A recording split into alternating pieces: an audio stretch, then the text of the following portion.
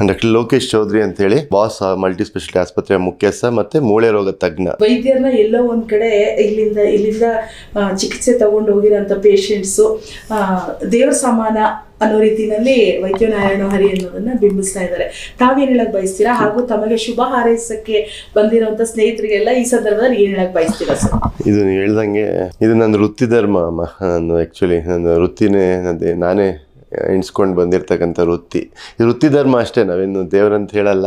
But ದೇವ್ರ ರೂಪದಲ್ಲಿ ಏನಾದ್ರು ಆಗುತ್ತೆ, ದೇವ್ರು ಮಾಡೋವಂಥದ್ದು ಏನಾದ್ರು ನಮ್ಮ ಕೈಯಲ್ಲಿ ಆಗುತ್ತೆ ಅಂದರೆ ಸದಾ ಸೇವೆಯಲ್ಲಿ ಇರ್ತೀವಿ. ಎಷ್ಟು ಜನಕ್ಕೆ ಒಳ್ಳೇದಾದರೆ ನಮ್ಮಿಂದ ಅಷ್ಟು ಸಾಕು. ಎಲ್ಲ ಜನದ್ದು ಪ್ರಾಣ ಎಲ್ಲರಿಗೂ ತಮ್ಮ ಫ್ಯಾಮಿಲಿಗಳಿಗೆ ಎಲ್ಲರಿಗೂ ಭಾಳ ಇಂಪಾರ್ಟೆಂಟು. ಸೊ ಒಂದೊಂದು ಜೀವನೂ ಎಲ್ಲ ಕುಟುಂಬಗಳು ಒಂದೊಂದು ಜೀವನೂ ಭಾಳ ಅತ್ಯಮೂಲ್ಯ. ಸೊ ಎಷ್ಟು ಜೀವ ಉಳ್ಸೋಕ್ಕೆ ಪ್ರಯತ್ನ ಆಗುತ್ತೋ ಅಷ್ಟು ಒಂದು ಫ್ಯಾಮಿಲಿನೇ ನಿಲ್ಲುತ್ತೆ. ಅವರು ಒಂದೊಂದು ಆಧಾರ ಸ್ತಂಭ ಇರ್ತಾರೆ ಒಂದೊಂದು ಜೀವನ, ಒಂದೊಂದು ಫ್ಯಾಮಿಲಿಗೆ.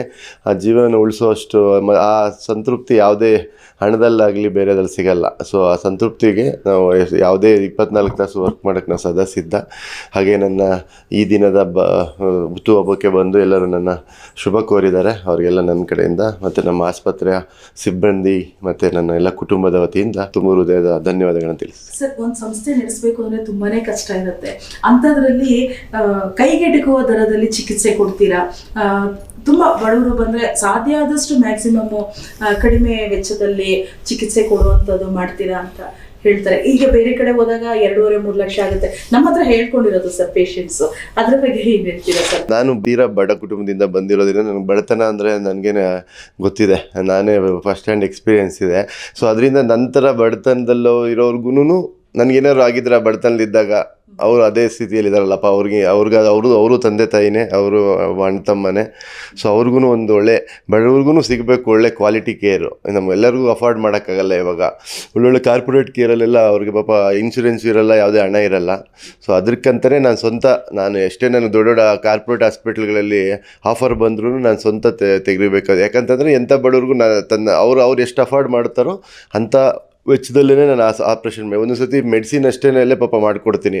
ಒಂದು ಸತಿ ಊರುಗಳಿಂದ ಬರ್ತಾರೋ ಹತ್ರ ಏನಿರಲ್ಲ ಅಂಥವ್ರಿಗೆ ಒಂದು ಬಸ್ ಚಾರ್ಜ್ ಕೊಟ್ಟು ಮೆಡಿಸಿನ್ನು ಕೊಟ್ಟು ಕಳಿಸ್ತಾರೆ. ಇಲ್ಲೊಂದು ನಮ್ಮದು ಹಳ್ಳಿ ಸೇವೆ ಅಷ್ಟೇ, ಅದನ್ನು ಮಾಡ್ತಾ ಇರ್ತೀವಿ ನನ್ನ ಕೈಯಲ್ಲಿ ಏನಾಗುತ್ತೋ ಅದು. ಯಾಕಂದರೆ ನಮಗೆ ಗೊತ್ತಿರೋದ್ರಿಂದ ಎಷ್ಟು ವೈದ್ಯಕೀಯ ವೆಚ್ಚ ಎಷ್ಟಾಗುತ್ತೆ, ಎಷ್ಟು ಹೊರೆ ಆಗುತ್ತೆ. ಸಡನ್ನಾಗಿ ಬರ್ತಾ ಇರ್ತವೆ ಕಾಯಿಲೆಗಳು, ಜನಗಳು ಪ್ಲ್ಯಾನ್ ಮಾಡಿರಲ್ಲ, ಸಡನ್ನಾಗಿ ಬರುತ್ತೆ. ಸೊ ಒಂದು ಕುಟುಂಬನೇ ಬೀದಿಗೆ ಬರೋ ಚಾನ್ಸಸ್ ಇರುತ್ತೆ ಒಂದೊಂದು ಸತಿ ವೈದ್ಯಕೀಯ ವೆಚ್ಚದಿಂದ ಅಂತ. ಸೊ ಆದಷ್ಟು ನನ್ನ ಕಡೆಯಿಂದ ಏನಾಗುತ್ತೋ ಅದು ಮಾಡಿಕೊಡ್ತೀನಿ. ನಾವು ಆಲ್ಮೋಸ್ಟ್ ಎಲ್ಲರಿಗೂ ಎಟಿಕ್ಲಿ ಅವ್ರ ಕೈಯಲ್ಲಿ ಎಷ್ಟಾಗುತ್ತೋ ಅಷ್ಟೇ ತೊಗೊಳೋದು ನಾವು. ಅವ್ರ ಕೈಯಲ್ಲಿ ಆಗಲ್ಲ ಅಂತಂದರೆ ನಾವು ದುಡ್ಡಿಲ್ಲ ಅಂತ ನಾನು ಯಾವ ಪೇಷಂಟು ಕಳಿಸೋದೇ ಇಲ್ಲ ವಾಪಸ್ಸು. ಅವರು ಎಷ್ಟೇ ದುಡ್ಡಿರಲಿ ಆ ದುಡ್ಡಿನಲ್ಲೇ ಅವ್ರಿಗೆ ಸಂತೃಪ್ತಿ ಮಾಡಿ ಅವ್ರಿಗೆ ಒಳ್ಳೆ ಟ್ರೀಟ್ಮೆಂಟ್ ಕೊಡೋದು ನಮ್ಮ ಧ್ಯೇಯ. ಜನ್ಮದಿನದ ಶುಭಾಶಯಗಳು ಸರ್. ಧನ್ಯವಾದಗಳು. ಸದ್ಯದಲ್ಲೇ ಸಂಕ್ರಾಂತಿ ಬರುತ್ತೆ, ಏನು ಒಂದು ಸಂದೇಶ?